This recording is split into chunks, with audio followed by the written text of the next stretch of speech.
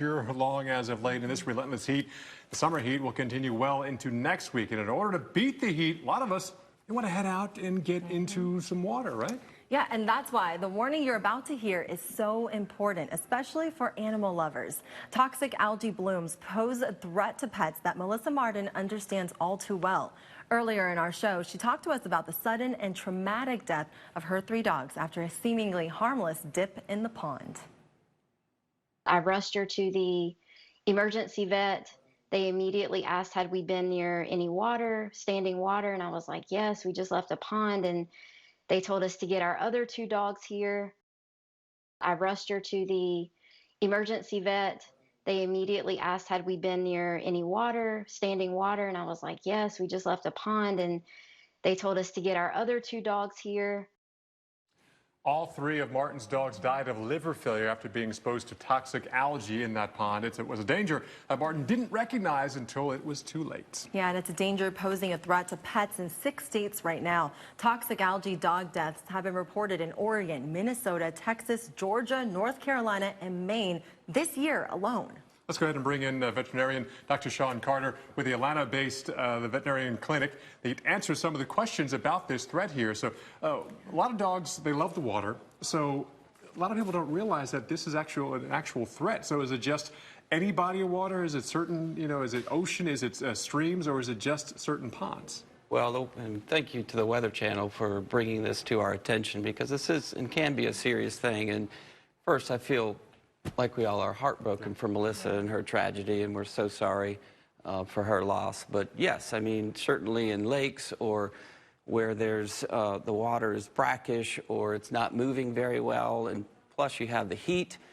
The heat warms up the water, then you have these storms that are coming in, and that just washes the nutrients into the lake, and then all of a sudden you have a perfect scenario for these algae blooms to take over, which are actually bacteria, and the bacteria release these mycocystines and these antitoxins that can either cause liver or neurologic problems. So what are some symptoms of exposure that, dogs like Chippy over here would experience? Yeah, I mean, Chippy's going to be our model for today, and honey and cinnamon and sugar are all at home watching you, so perform the way you should. So really the toughest thing is, these toxins can take effect so quickly that you hardly have time to understand it if it's truly a mycotoxin ingestion. So the things you're going to look for would be tremors, lethargy, diarrhea. If it really gets to that point, they'll get jaundice, and then the seizures kick in. Sometimes they'll start hypersalivating, so you have a lot of saliva that starts coming out.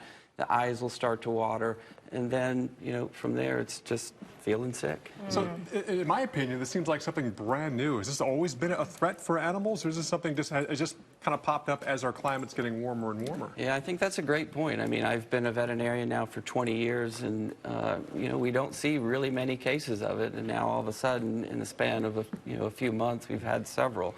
So is it a combination of the weather? I'm sure. I mean, we're in blistering heat now, whether it's even just taking the dogs out for a walk, you can hardly do that anymore. It's just too hot to really do anything.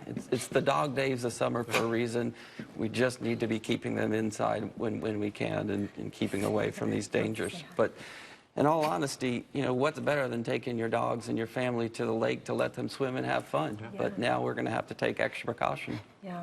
Now, is this something that's always fatal in all dogs if they get it, or is it something that we can prevent? Yeah, I mean, I think it would depend on the amount of ingestion, okay. What they're exposing themselves to, and that's the hard part is, we don't know. I mean, dogs they want to play and have fun, and they drink and they lick something that you're not aware of, and apparently just a few of these microorganisms and you're in trouble. Can you save them? Is it antibiotics? How can they be saved if they're exposed? Yeah, really no antidote. It's just what we call supportive care measures, fluids. If you catch it in time, we make them throw up. We give them activated charcoal to hopefully prevent any absorption of these toxins, and then ultimately fluids and prayers and hope, and a few can make it through, but it's not a good prognosis, unfortunately. Well, good luck there, Chippy. Yeah, avoid I know. Exactly. Let's avoid that. Dr. Sean Carter, thank you so much for joining us. Thank you all. Thank you, Chippy, for being a wonderful model right here. Chippy's getting a little chippy this morning on the table. He was wanting a little bit of love. And we have more on how long this heat will last coming up after.